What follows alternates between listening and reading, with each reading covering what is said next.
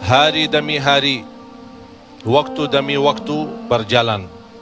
Umur kita terbatas dan semua terhitung hisabnya di sisi Allah Subhanahu wa taala.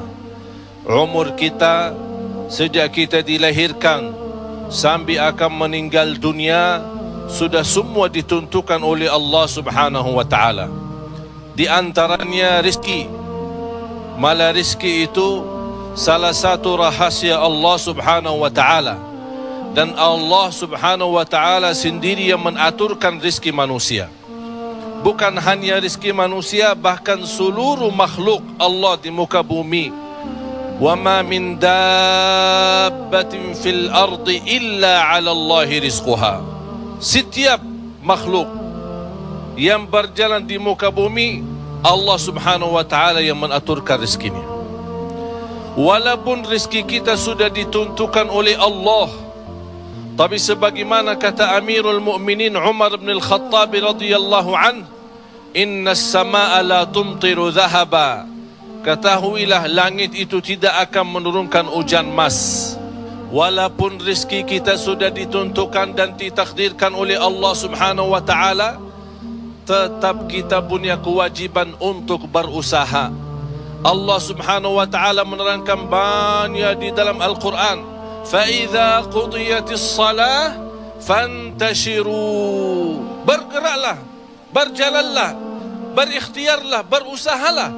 فَانْتَشِرُوا فِي الْأَرْضِ وَابْتَغُوا مِنْ فَضْلِ اللَّهِ.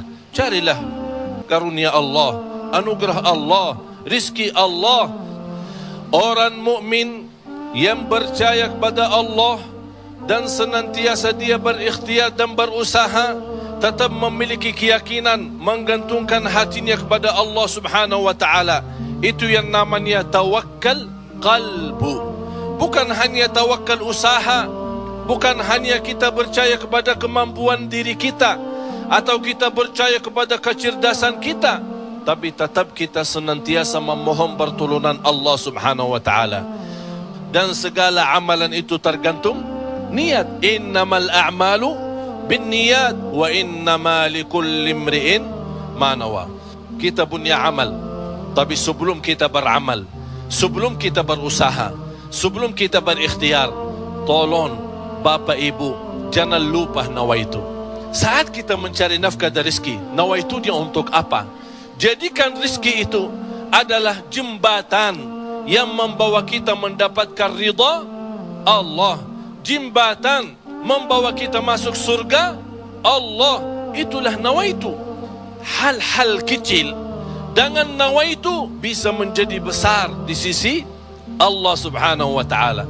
Ada orang nawaitu dia mencari nafkah dan rezeki, begitu dia mendapatkan rezekinya, dia nawaitu untuk memenuhi hak-haknya, kewajibannya terhadap istrinya, kewajiban terhadap anaknya. Sampai Rasul bersabda, sampai seorang suami suapin istrinya diberikan pahala sedekah. Coba bayangkan, berarti nawaitu itu sangat berarti. Oleh karena itu Bapak Ibu jangan tinggalkan nawaitu. Di mana anda berada, apa urusannya, mau kemana, tolong dihadirkan nawaitu. Karena dengan niat, disitulah akan kita sama-sama mendapatkan petunjuk Allah Subhanahu wa ta'ala. Semoga senantiasa kita dalam ikhtiar dan usaha kita, selalu kita menambah keyakinan dan kepercayaan kita kepada Allah Subhanahu wa ta'ala. Hari ini kita berusaha berikhtiar, menghadapi sedikit kesulitan dan kesusahan, jangan kita berkata, kenapa Allah tidak melancarkan rizki dan usaha saya? Tapi harus bertanya kepada diri kita, apa salah saya? Apa kekurangan saya? Barangkali kalau kita muhasabah diri, oh ternyata hari ini saya merasa susah rizki karena ketiduran salat subuh tadi. Saya merasa malam ini tidak lancar karena saya lupa baca Al-Quran. Saya hari ini merasa tidak baik karena saya ketinggalan salat malam. Inilah muhasabah diri. Al-Imam Muhammad ibn Sirin pernah dia mencela orang, mencaci maki orang. Itu orang miskin. Orang itu tersinggung. Kata Imam Muhammad ibn Sirin, saya menunggu ucapan saya ini, menunggu akibahnya, menunggu balasannya 40 tahun. Coba bayangkan, hanya satu ucapan dia takutin, dia fikirkan, apalagi perbuatan. Bapak Ibu, berapa banyak perbuatan kita salah, berapa banyak kita melanggar aturan Allah, berapa kali kita menjauhkan diri dari perintah Allah, padahal kita semua hafal. Wa may yattaqillaha yaj'al lahu makhraja. Barang siapa yang takwa kepada Allah, akan Allah jaminkan diberikan jalan keluar dari segala kesusahan, dari segala kesempitan. Berarti kalau kita berdoa, kita berikhtiar, kita berusaha, tapi masih kita menghadapi kesusahan dan kesulitan, pasti ada sesuatu yang tertinggal. Salah satu amalan di samping ikhtiar dan usaha kita adalah zikrullah, terutama istighfar. Karena termasuk istighfar adalah salah satu kunci mendatangkan rezeki. Sebaik istighfar itu sepanjang waktu, pagi, siang, sore, malam, naik motor, jalan kaki, naik bis, mau kemana-mana, tidak keberatan kita membasahi lidah dengan istighfar. Malah ada seorang sahabat Rasulullah sallallahu alaihi wasallam, "Ya Rasulullah, berikan kepada aku amalan yang menjaminkan aku masuk surga." Rasul menjawab, "La yazalu lisanuka ratban min zikrillah." Basahi lidahmu dengan zikir kepada Allah. Kunci rizki Bapak Ibu adalah zikrullah.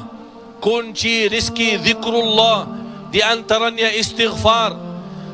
Allah subhanahu wa ta'ala menjaminkan dalam Al-Quran di surat Nuh, "Faqultu astaghfiru rabbakum innahu kana ghaffara." Apa manfaatnya istighfar?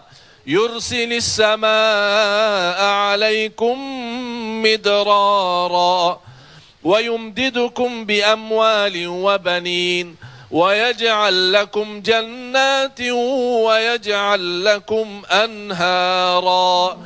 Dengan istighfar terjamin keturunan. Dengan istighfar kemudahan rezeki.